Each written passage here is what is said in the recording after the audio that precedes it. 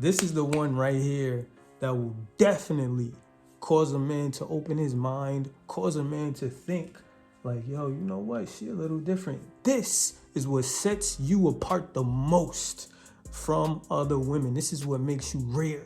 This is what will pull a man, trust me. Because when any women do this around me, I'm like, hold up, she a little different. So number 6 is gonna be YouTube. What up? It's your boy Rudy, and I'm back with another video. Today we talking about how to get a man to open up emotionally to you.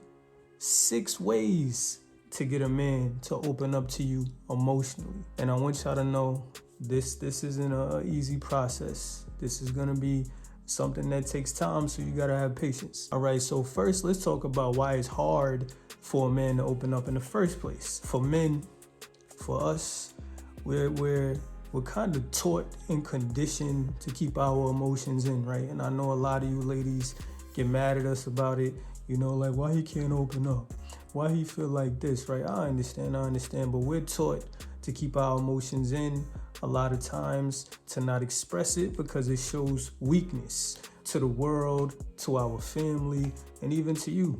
To you ladies, we you know, it shows weakness, or we believe it shows weakness to you, and we got to stay strong. We want to be the rock. And there's other reasons as well. Another reason that I've seen why we tend to hold our emotions in or express ourselves less or tell you what's going on with us less is because of how y'all act, right? A lot of times women don't want to be understanding to us. Women don't want to listen to us. None of those things, man. So it makes us less likely to want to tell you anything because you're not going to listen to us anyway. But anyway, let's get into these 6 ways. And I want y'all to stay here because number 6 is going to be the number one thing, the thing that shows that you're rare and that can get a man to open up. So number 1 is ask him questions. Number 1 is ask him questions. That's right, ask him questions. And I know y'all over there like, ask him questions. I always ask him questions and he don't never want to talk. All right, I understand. Again, this is going to take steps. This is going to take steps, right? You see a mountain and you want to get up to that mountain, but it first takes steps. The more little steps you take, the more you get to the top of that mountain. And that's exactly how this works too. The little steps, the little things, patience, grace, time. So ask him questions. And when you ask him questions about his life. Ask him questions about his day. Ask him questions about how he feels. And when you ask these questions, make sure you show no judgment for anything, because it already might be hard for him to express himself. So he might, you know, try to test the waters just to see if you're going to judge him or how you're going to actually treat him if he does say anything about his life to you. So when that man opens up and says anything about his life, understand that he's taking a risk with you, and you don't want him to feel bad about that risk. You don't want him to think he shouldn't have never took that risk, because as soon as we feel like you judging us in any way, we're not going to want to open up to you. We're not going to want to tell you anything. And another way to do this is also, he has to see that you're not judging other people as well, because the way that we can see things also isn't always towards us, but it's how you treat other people. So if we see you treating other men or judging other men in a way, we're going to look at ourselves like, well, she going to feel like this about me. What I'm going to tell her for, right? She just going to treat me this way or look at me this way.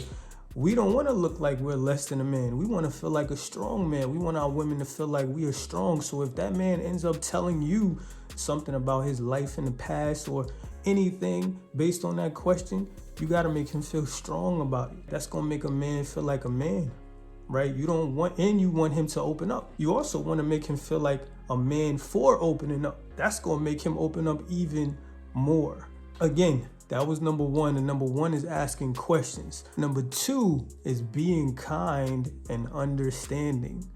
Number 2 is being kind and understanding. That man needs your kindness. I'm trying to tell you, kindness will help that man open up and express himself emotionally to you. So being kind is definitely vital. You can do things like listening when he speaks. You can do things like just being helpful, being supportive, being there when he needs you, helping him with things around the house, learning his love language, right? Learning his love language and willing to give it to him. Saying thank you, greeting him at the door, giving him hugs, doing things that are unexpected that most women wouldn't do, right? Smiling at him. You would be surprised what a smile does. Just little gestures that show kindness to him. That's putting him in front of your emotions as well. So taking that time to work at being kind so that he sees it and understanding in your relationship will definitely open that man's eyes and want him to think or have him thinking like, maybe I should open up just a little bit. That was number 2, and that's being kind and understanding. Number 3 is gonna be comfort him. Now, I know y'all over there like, oh my God. But no, comfort him, man. He needs comfort. Us men, man, we need comfort because we go through a lot, man. It's a lot of people, it's a lot of hate towards us. It's hard outside for us when we go to work, how people judge us, how people feel about us, when we go on social media, when we in our families, everything that's put on us to be a man, how we have to lead, how we have to do all of this for the household and lead the community and, just all these expectations on us.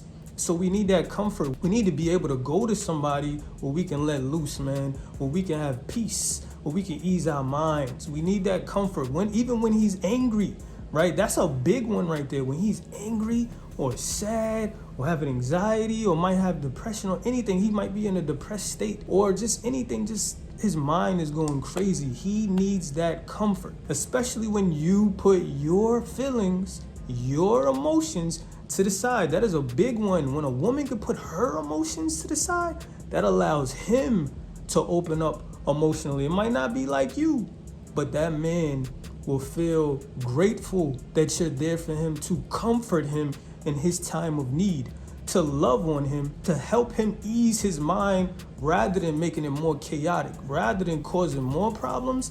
You're over there helping him to take away the problems. I don't think you understand, right? And if this is something that you think you do, but you're still having a hard time, what I would like to say is ask him.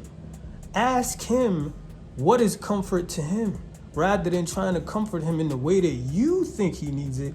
Why don't you find out what it actually is to him and then work and practice at giving that to him? So again, number 3 was comfort him. But you know what I want to do right now? I also want to give a little analogy, man. I remember I came up with this analogy about Jesus and a dog.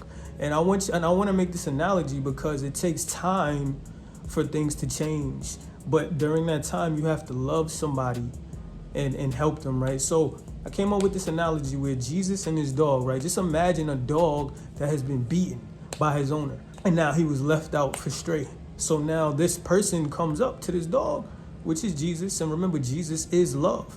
So Jesus came up to the dog, but the dog is attacking Jesus. The dog is angry. The dog is scared. So this is why the dog is acting that way. So Jesus is trying to get to this dog, and the dog keeps trying to bite him, keeps trying to attack him, right? Why? Because he doesn't know Jesus. He thinks Jesus is just like everybody else. But Jesus is Jesus. So Jesus lets him be. Jesus gives him a little bit of food, right? The dog takes the food, Jesus leaves. Jesus comes back. The dog is barking now. The dog is not trying to attack him or bite him. The dog is barking. The dog is barking. Jesus still can't get to him because he's still just barking at him, barking at him, barking at him. So Jesus gives him food and water. The dog drinks the food and the water. Jesus leaves, comes back again. The dog now is just standing there, not barking. But he's moving away a little bit from Jesus when Jesus comes to him. The dog is still scared. Jesus gives him food, water, and pets him and walks away. Jesus comes back. The dog is now standing there wagging his tail. Jesus gives him food, gives him water, pets him. The dog lets him pet him. Jesus leaves, walks away. Jesus comes back. The dog is running to Jesus now. The dog is running to Jesus, jumping on Jesus, wagging his tail, licking him. Jesus gives him food, water, hugs him, pets him, loves him. The dog follows him when he leaves. Why did this happen? Because Jesus kept giving him love when the dog didn't know him, when a dog thought he was somebody else. It took time, it took little steps. This is who Jesus is, and this is what Jesus wants us to do. In love. Love breaks down walls, but it takes time. Number 4 is listen to him and be understanding. Now, this is a big one, ladies. I don't think y'all understand. I know y'all hear us say this all the time. I know you probably been in a situation where a dude is like, you're not listening to me. And I want y'all to know that is a big one, man.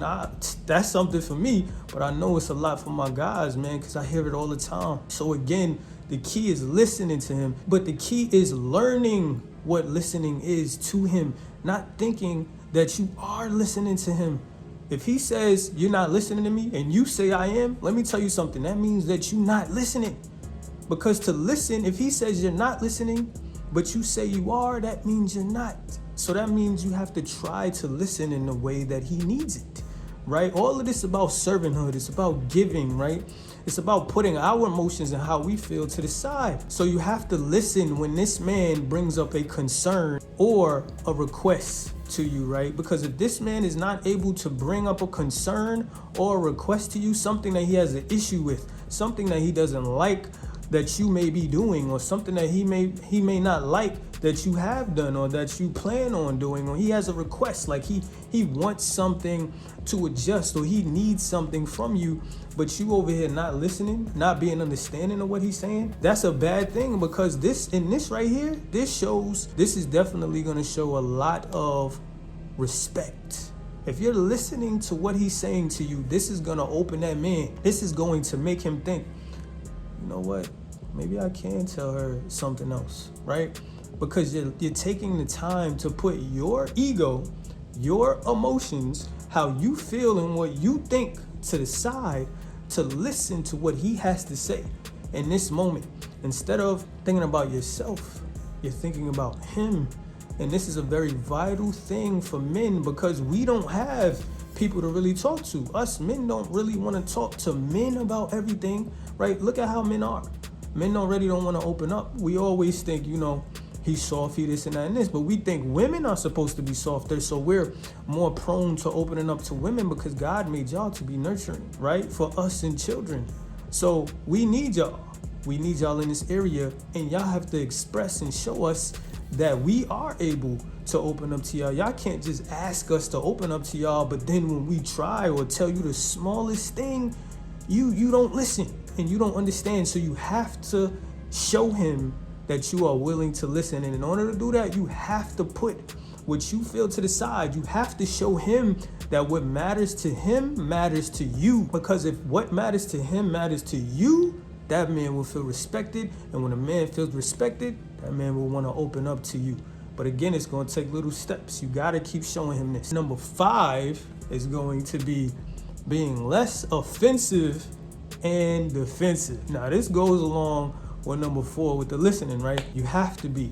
We need you to be less offensive and less defensive, because if we come to you, if we tell you anything, and then immediately you offended, you didn't hear a word we said.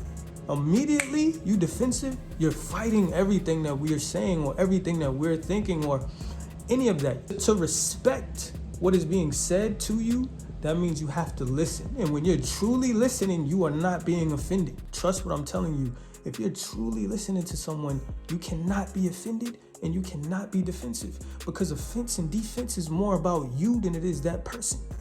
But when you're listening, that's for that person and that's what he needs. And again, to be less offensive and less defensive means you have to take how you feel out of the equation and think about how he is feeling. This will show him that you care about him.